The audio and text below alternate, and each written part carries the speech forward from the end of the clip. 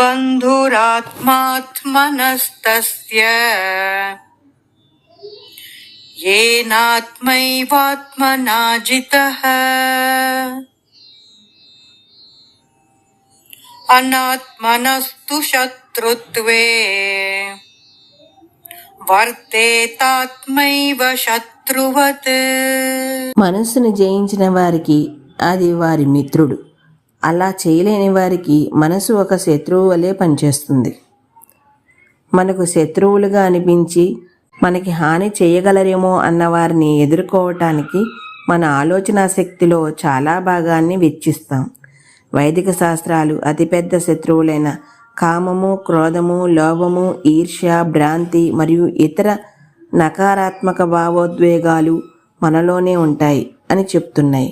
ఈ అంతర్గత శత్రువులు బాహ్యమైన వాటికన్నా ఎంతో హానికరమైనవి. బయటి రాక్షసులు మనస్సు మనతో కొంత సమయం వరకు బాధించవచ్చు, కానీ మన మనస్సులోని ఉన్న రాక్షసులు మనం నిరంతరం దౌర్భాగ్య స్థితిలోనే ఉండేట్టు చేయగలవు. సర్వము అనుకూలంగా ఉండి కూడా తమ స్వంత మనస్సు వలన మానసికంగా కుంగి ద్వేషము, ఆందోళన, వ్యాకులత మరియు ఒత్తిడి వంటి వాటితో దౌర్భాగ్యమైన జీవితం గడిపిన ఎందరో మనకు తెలుసు. ఈరోజు ఇక్కడితో ఆపుతున్నాను. మిగతాది రేపు చెప్తాను. అంతవరకు ధన్యవాదాలు.